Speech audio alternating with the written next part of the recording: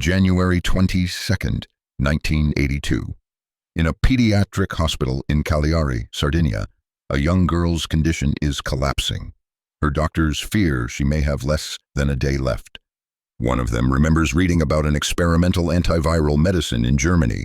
It may be her final chance. But Germany is freezing shut. Ice rain has turned roads into glass. Railway switches are frozen. Civilian airports are closed. Aircraft sit on the ground with ice forming on them. The medicine is hundreds of kilometers away, across borders, mountains, and a winter storm.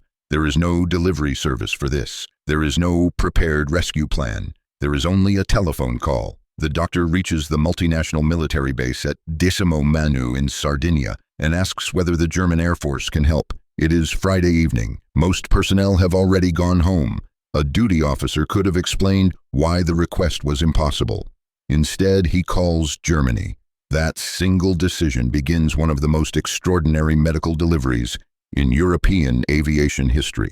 The Bundeswehr Central Pharmacy starts searching for the medicine. They discover that it is available only from its manufacturer in Munich.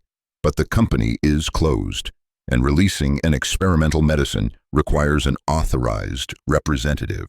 Police locate the company official at a ballet performance in the Munich State Opera. They bring him to the factory, obtain the medicine, and begin a 130-kilometer relay over ice-covered roads toward Memmingen. While the medicine moves by road, another problem unfolds at Memmingen Air Base. Every runway in the region is buried under snow and ice. The runway of Fighter Bomber Wing 34 appears to be the only one that might be made usable in time. Crews are called back to the base. Snowplows and de-icing teams begin clearing a narrow strip down the center. There is no time to clear the taxiways. An F-104 Starfighter and its starting equipment must be towed directly onto the runway. The aircraft was built to fly fast, not to carry medicine.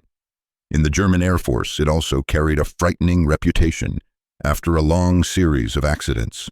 Flying it at night in freezing rain would already be dangerous. Taking off from a runway that was still partly covered in ice made the mission more and more dangerous still. A volunteer steps forward, Lieutenant Jürgen Gundling. Another chain begins.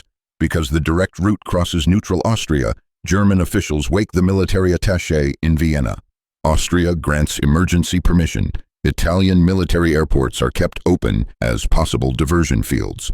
At Decimo Manu, a radar controller is called back to duty. At 1:35 in the morning, the police convoy reaches Memmingen. At 1:50, the medicine is passed into Gundling's cockpit. Even at idle power, the Starfighter threatens to slide on the ice. Cables and hoses are disconnected. The wheel chocks come away. Gundling lights the afterburner and fights to keep the aircraft inside the narrow cleared strip. Then Rescue 1 leaves the ground and disappears into the clouds. The danger is not over. Days of torrential rain in Sardinia have flooded the underground cables for Decimo Manu's runway lights. The runway has no normal lighting. Military and civilian vehicles are positioned near it, using their headlights to create a rough outline in the darkness. Shortly before 3 in the morning, Rescue 1 reaches Sardinia. The weather is stormy. Clouds hang low. A controller guides the Starfighter down by radar while Gundling approaches at roughly 380 kilometers per hour. He sees the improvised runway. He lands. Carabinieri take the medicine from the aircraft and race it to the pediatric hospital in Cagliari. The same doctor who made the desperate call only hours earlier finally receives it. Jessica survives. Later accounts estimate that around 1,000 soldiers, police officers, technicians, controllers, officials, and civilians took part in some way. Most never met the child. Many never saw the aircraft. Each person simply solved the next problem that reached them. That is the hidden mechanism inside this story. Impossible outcomes do not always require one person with a complete plan. Sometimes they require a chain of people who refuse to let the next necessary step stop with them. The doctor made the call. The duty officer passed it forward. The pharmacy found the medicine. Police opened the factory and crossed the ice.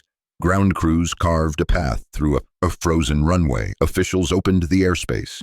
A pilot accepted the risk. A controller found a path through the dark. Carabinieri carried the final package. No single action saved Jessica. The chain did. And a chain only works when every person decides that their small part matters.